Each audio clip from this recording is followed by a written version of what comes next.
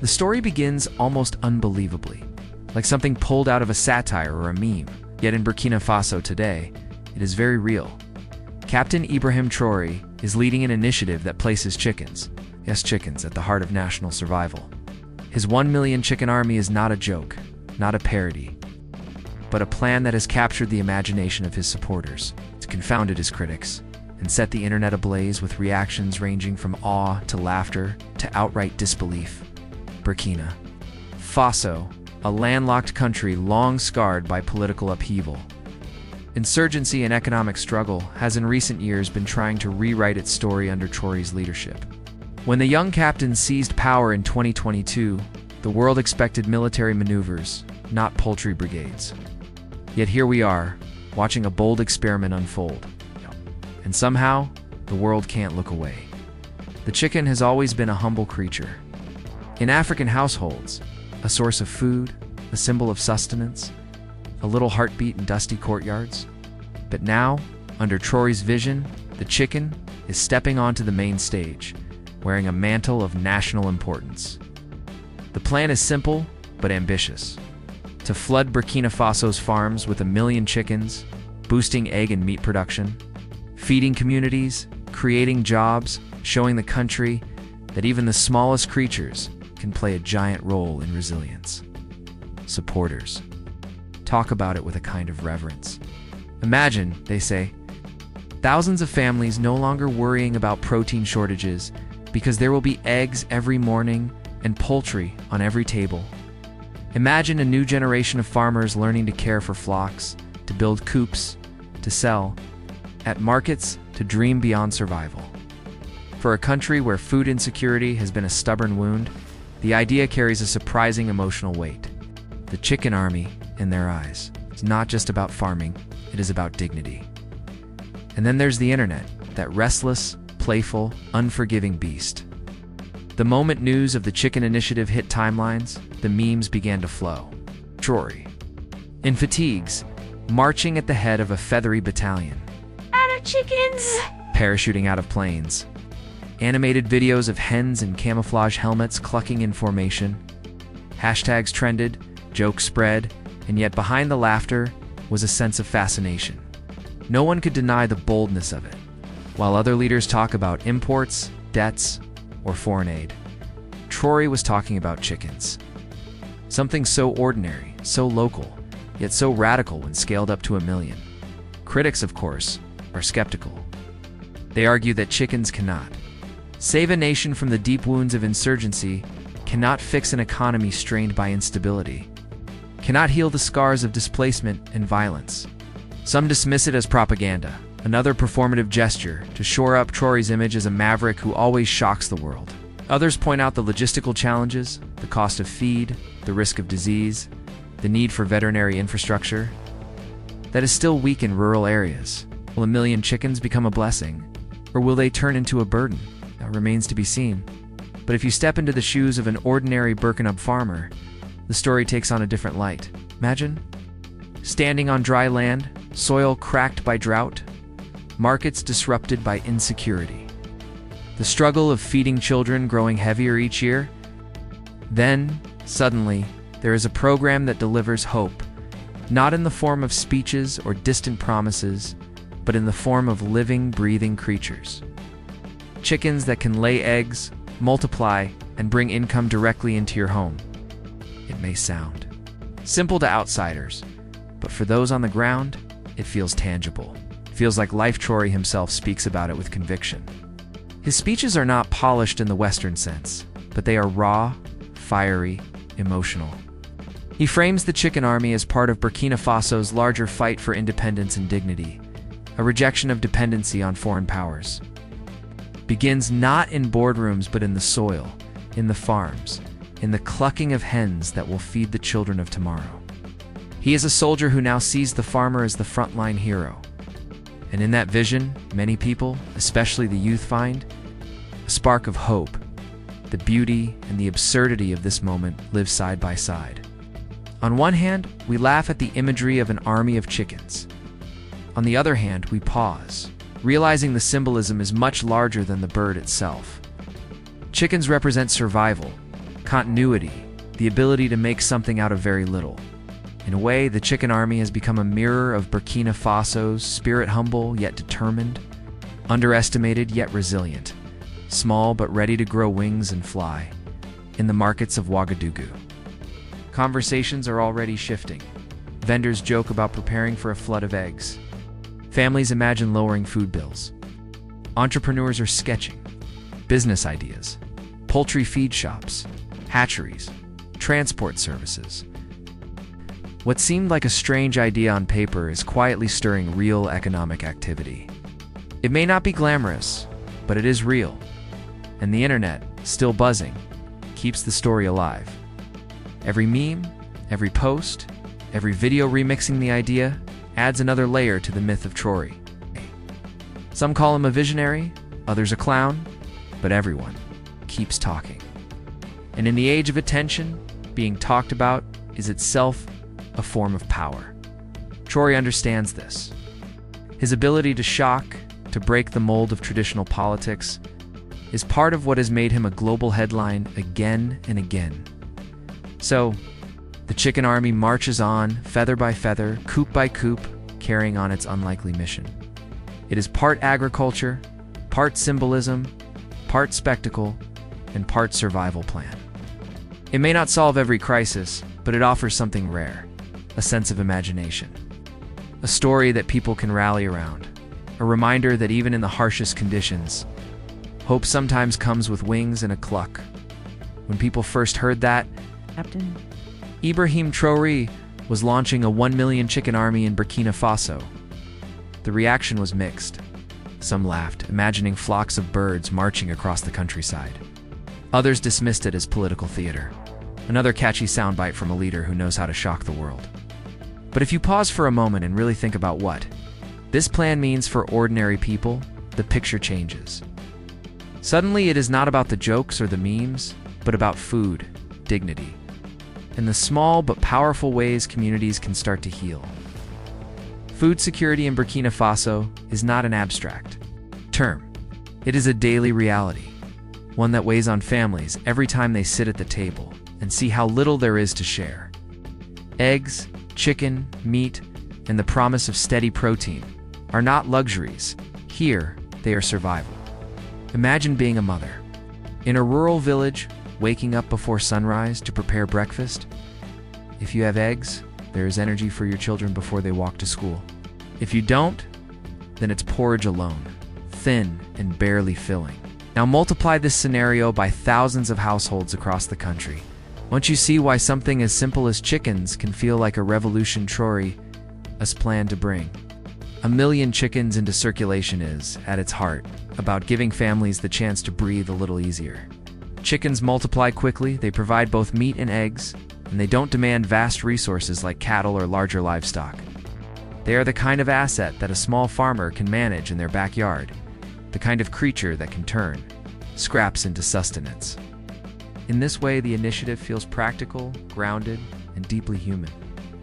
There's also something beautiful about the symbolism.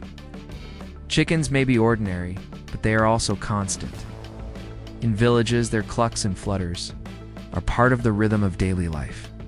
To elevate them into the center of national policy is almost poetic. It says to the people that the government is paying attention to the small, to the ordinary, to the things that matter most in daily life. It is not about abstract growth figures or complicated trade agreements, but about whether a child has enough food on their plate and whether a farmer has a way to earn a little extra at the market. The economic side of this plan cannot be ignored either. A surge in chicken farming means more opportunities for small entrepreneurs. Someone has to build the coops. Someone has to sell the feed. Someone has to transport the eggs to the city. From hatcheries to veterinary care to market stalls, an entire chain of activity emerges from one initiative. For a country struggling with high unemployment, especially among the youth, this is a chance to create meaningful work close to home. It is not the kind of flashy foreign investment project that gets international headlines, but it is the kind that puts cash in local pockets and pride in local communities. Of course, the internet has taken the idea and run wild with it. Memes of chickens in camouflage, animated clips of hens in formation, captions about a chicken army defending Burkina Faso. All of it spreads with lightning speed. And while it may seem silly, this wave of attention does something unexpected. It makes people talk about food security in a way they never did before. Suddenly, young people in Ouagadougou and even across Africa are discussing agriculture, sustainability, and the power of small-scale farming. Traoré's chickens have become more than birds. They're conversation starters, sparks of curiosity, little messengers clucking about the importance of local resilience. And beyond the humor, there is the emotional pull. For years, many Burkinab have felt abandoned. Ignored by leaders who spoke about big policies, but rarely delivered something tangible at home.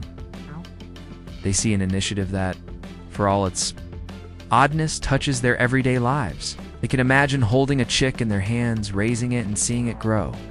They can picture eggs on the table, not as a rare treat, but as a regular part of the diet. They can hope, maybe for the first time in a long time, that tomorrow will be a little easier than today. This is why supporters speak of the chicken plan. With such warmth, it's not just a technical solution to hunger, it is a gesture that recognizes their struggles and offers them a path forward. It shows that national strength does not always come from weapons or speeches, but sometimes from feathers and feed. It suggests that dignity can grow from the soil, from the coop, from the simplest of creatures.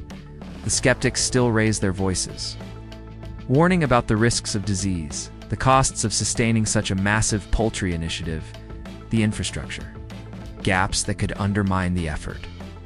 And those concerns are real. But for now, many ordinary people are choosing to focus on the possibilities rather than the pitfalls. They are clinging to the hope that this plan, however unconventional, will work. And maybe that hope is just as important as the chickens themselves. When the news first broke about Ibrahim Traoré's million chicken army, the internet did what it always does. It lit up with laughter, surprise, and endless creativity. Within hours, social media was overflowing with memes, videos, and jokes. There were photoshopped images of chickens wearing tiny helmets, flocks marching in formation, and even generated clips of hens parachuting into Burkina Faso's fields. The tone was playful, mocking at times, but also fascinated. People everywhere were suddenly talking about Burkina Faso, a country that rarely makes global headlines. All because of chickens. The humor gave the story its first wings, but then something interesting happened. The memes began to blend with serious discussions. Beneath the laughter, people started asking real questions. Why chickens? And why now? Could something so simple actually make a difference in a country struggling with food insecurity? Was this just a publicity stunt? Or was it a glimpse of a deeper vision for self-reliance? What started as a viral joke slowly transformed into a platform for meaningful debate on TikTok. For instance, videos with comedic sound effects and animated clucks sat right next to clips of young Africans explaining the importance of poultry in rural economies. Twitter threads that began with chicken puns often ended with thoughtful discussions about colonial legacies, agriculture, and the role of leadership in Africa. It was as if the chickens had opened a door, an unlikely but powerful door too. Conversations that rarely find space in global feeds. The emotional range of these online reactions is striking. Some people genuinely see Traoré as a visionary, someone bold enough to break the mold of traditional politics and focus on what really matters: feeding people. They share his speeches with fiery captions, calling him Africa's new revolutionary. Others, however, remain skeptical, mocking him as a showman using poultry as propaganda. The divide is sharp, but in a way that is what gives the story its viral strength. It's not just funny, and it's not just serious, it is both at once. And that mix is what keeps people clicking, sharing, and debating. There is also a generational layer to this virality. For young Africans who grew up online, memes are more than entertainment. They are a language. Humor is how they process politics, how they engage with heavy issues without feeling crushed by them. The chicken army became a perfect symbol for this ridiculous enough to laugh at, yet real enough to stir pride and reflection. A teenager in Lagos can joke about chickens defending the nation, while also feeling inspired by the idea of African leaders rejecting dependency on the West. Both reactions exist in the same breath, and then there's the emotional pull. For people outside Africa, suddenly, global audiences who knew little about Burkina Faso are learning about its struggles, its leader, and its experiments in agriculture. They might come for the memes, but they stay for the story. They'll realize that behind the feathers and the humor lies a country fighting for dignity and survival. The internet, for once, is not just amplifying noise, but channeling attention toward a place that rarely gets it. For Burkina Faso citizens, the virality carries a different weight. Seeing their leader and their struggles talked about worldwide, sometimes mocked, sometimes praised, creates a strange mix of pride and vulnerability. Pride because their country is no longer invisible. Vulnerability because the laughter often comes from people who don't fully understand the hardships they face. Yet even so, many embrace the attention. They share the memes too, laughing along. But they also use the moment to explain their reality, to show why chickens actually matter. In marketplaces and cafes, conversations mirror those online. Someone pulls out a phone and shows a viral video of animated hens marching in sync, and everyone laughs. But then someone else asks, "Do you think this plan will really work?" Well, the laughter fades into earnest discussion about food prices, farming, and survival. In that sense, the internet has done more than just entertain it, has sparked real dialogue in the very communities. The plan is meant to serve. The duality of this moment feels almost poetic. Chickens, creatures so small and ordinary, have become both the punchline of global humor and the centerpiece of serious policy debate. They're at once symbols of absurdity and of hope. They unite people across borders, generations, and perspectives because they touch something universal. The need to laugh and the need to eat. Traoré himself seems to understand the power of this viral storm. He doesn't shy away from bold language or dramatic imagery. He knows that in the digital age, attention is power. And 1 million chickens can generate more headlines than 100 press releases. Whether you admire him or distrust him, you cannot ignore him, and that is exactly how virality works. The memes will keep flowing, jokes will keep clucking, but underneath it all, the serious questions remain. Can 1 million chickens strengthen food security in a meaningful way? Can humor be a bridge that brings people closer to hard realities? And what does it mean for a leader to embrace this strange, unpredictable dance between spectacle and substance? Somewhere between the laughter and the debate lies the truth. The chicken army is more than just feathers and beaks. It is a mirror, reflecting the world's hunger for stories that are human, surprising, and full of contradictions.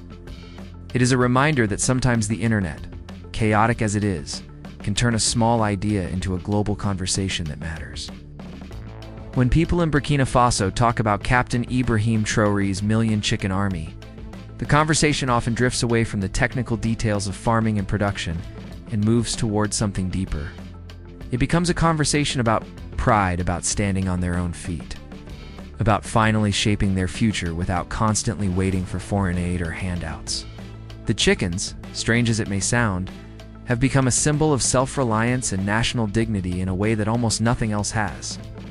For decades, Burkina Faso has been caught in a cycle that many African nations know too well, depending on outside powers for loans, for food aid, for military support, for guidance that often came with strings attached. That dependency has chipped away at confidence. It has left people feeling like their survival rests not in their own hands, but in decisions made far away in Paris, Washington, or Brussels. When Traoré speaks about chickens, he is not just speaking about poultry, he is speaking about freedom. From that cycle, he is saying we can feed ourselves, we can stand on our own, and we don't need to wait for someone else to save us. It's almost poetic when you think about it. A humble chicken, scratching in the dirt, laying eggs in the corner of a coop, becomes a messenger of independence. Every egg collected in the morning represents more than breakfast. It represents control, stability, and a step away from the long shadow of dependency. A farmer raising a small flock doesn't need to rely on imported food. Families selling eggs at the market can put money directly in their pocket. That kind of independence might look small from the outside, but for the people living it, it feels like dignity. In villages across Burkina Faso, people talk about how proud they feel at the idea of creating their own solutions. They're